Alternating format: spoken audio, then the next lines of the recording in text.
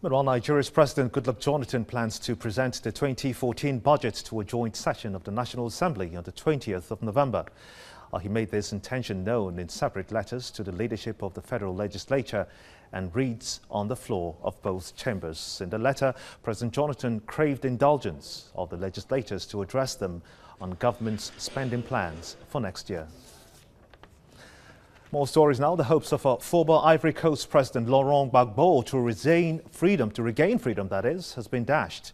The appeal chamber of the International Criminal Court at The Hague has rejected his appeal.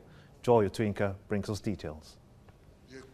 Laurent Gbagbo is accused of crimes against humanity after thousands died in post-election violence which erupted when he refused to leave office despite losing the November 2010 runoff election.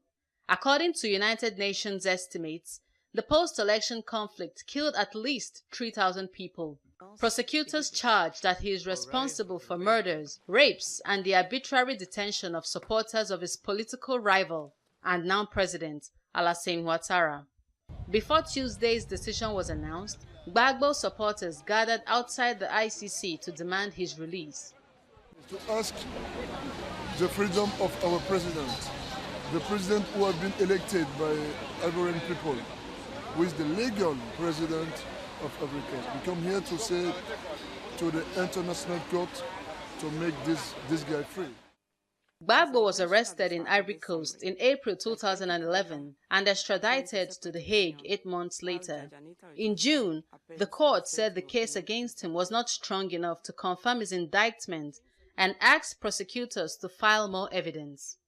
The 68-year-old, who is charged as an indirect co-perpetrator in the violence, insists he is innocent. The judges, however, say he has to stay in custody ahead of his trial. And frozen bank accounts. The appeals chamber dismisses Mr. Gbagbo's 7th ground of appeal. Gbagbo has been incarcerated for nearly 2 years, and the judges are yet to confirm his indictment and order him to stand trial. Joy Otuinka, TVC News. Now, 3 people were found dead on Tuesday after their plane crashed into a wooded area on the island of Gran Canaria off the northwestern coast of Africa late on Monday night.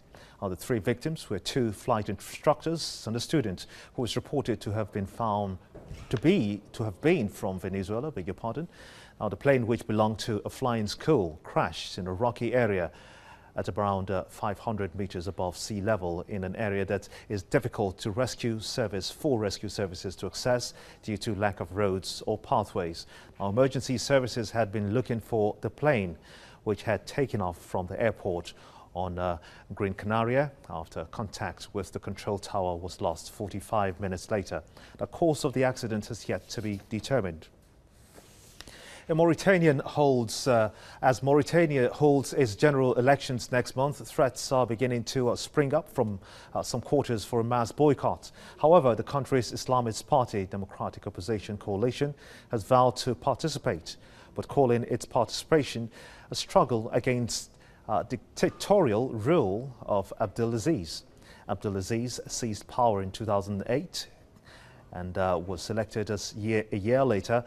But the COD has never accepted his rule as legitimate and demanded he makes way for a neutral leader to administer the votes. A local media reported that the Election Commission would not be able to prepare vote cards in time. You're watching TVC News, and now a quick look at all the stories from around the world. International envoy Lakhdar Brahimi and Syrian Deputy Foreign Minister Faisal Maghdad have both held talks in Damascus at the end of the Middle East tour to promote a Syrian peace conference, but regional tension have caused uncertainty over his mission. Brahimi visited capitals across the Middle East to discuss plans for the Geneva II meeting, tentatively set for the 22nd of November to try to halt more than 2.5 years of bloodshed in Syria, but the opposition forces have not yet decided whether or not they will attend. Hezbollah leader Zayed Hassan has called for a political solution in Syria despite opposition from Saudi Arabia. Speaking to supporters in Lebanese capital Beirut via video from an unknown location, he called for the Lebanese army to take full control of Tripoli as government officials discussed the security plan for the city plagued by sectarian violence. Lebanon is struggling to curb violence stemming, of course, from the civil war in Syria, where more than 100,000 people have been killed in the past 2.5 years. About 6 people have been injured after wild weather struck the Australian state of New South Wales. Heavy winds brought down trees and power lines in parts of Sydney, according to the New South Wales authorities. 2 people were trapped in their car when a tree fell on it before emergency services freed them and took them to hospital with possible limb, neck and back injuries. And this is TVC News, still to come. Old tradition meets modern times, seen by many as a perfect description of this popular African country where horse-drawn carts are still a mode of movement. Find out which African country that is after this break. Stay with us.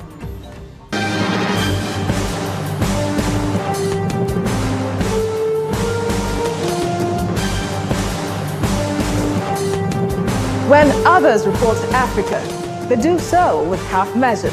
With TVC News, you are guaranteed full measures. In and around Africa, our reporters are on ground, digging up the facts and reporting them the way they should be.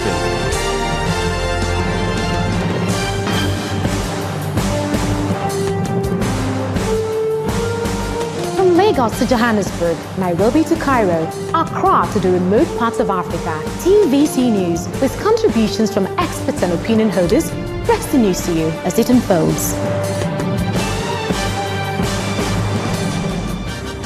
TVC News, reporting Africa the right way.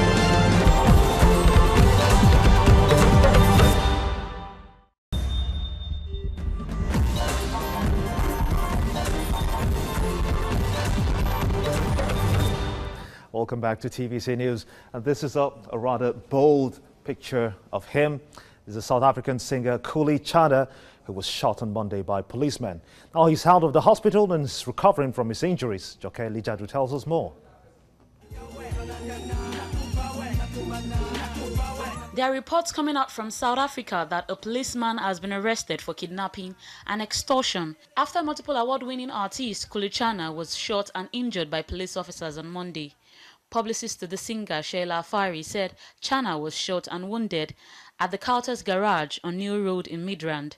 She alleges that police opened fire on Kuli Chana's vehicle with intent to kill, apparently mistaking him for a kidnapper.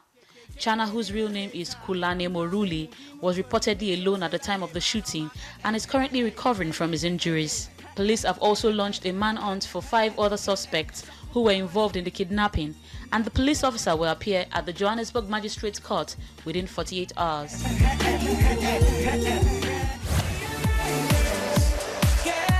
And is back in controversy again. Grammy Award-winning R&B singer Chris Brown has been freed from custody after facing a judge on the charge that he punched a man who tried to pose in a photograph with him. Prosecutors reduced a felony assault charge to a misdemeanor as a District of Columbia judge released Brown, who was set free after a day in police custody.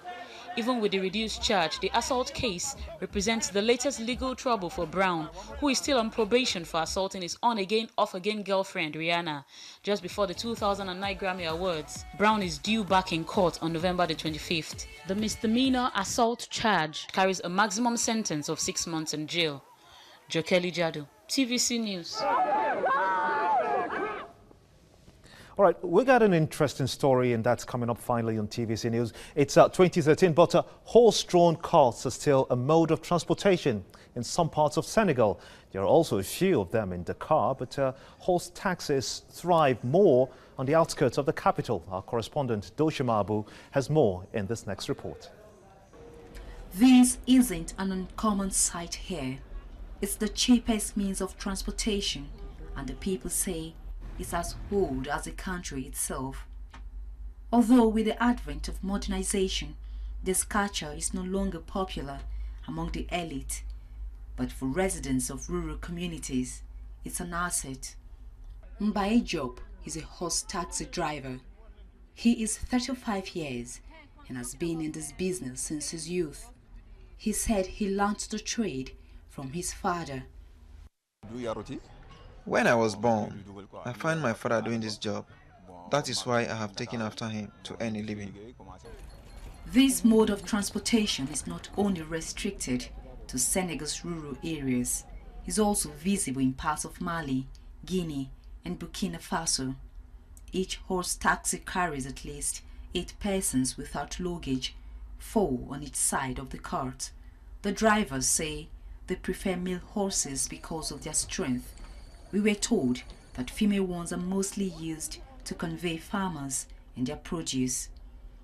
As for the charges, they differ from place to place and also dependent on the size of luggage. This thing are used as a means of transportation.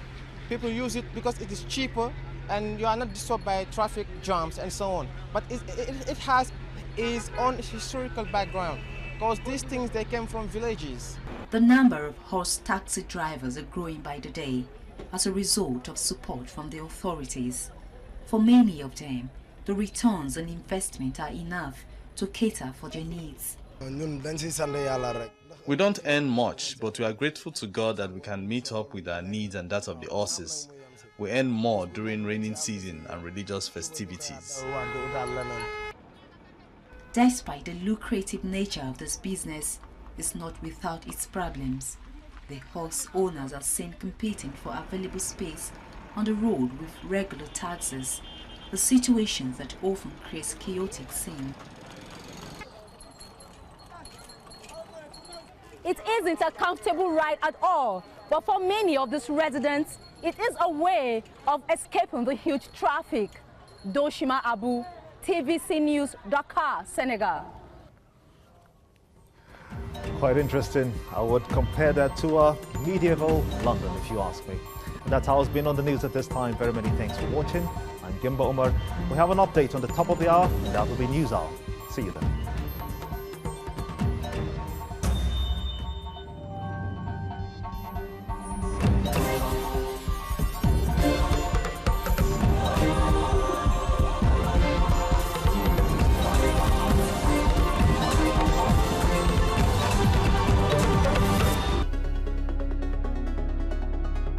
Apart from challenging stereotypes and correcting factual inaccuracies about Africa, TVC News also provides excellent news coverage across Africa and the world. Reliable, accurate and up-to-date news from across Africa and the world. Watch TVC News through African eyes.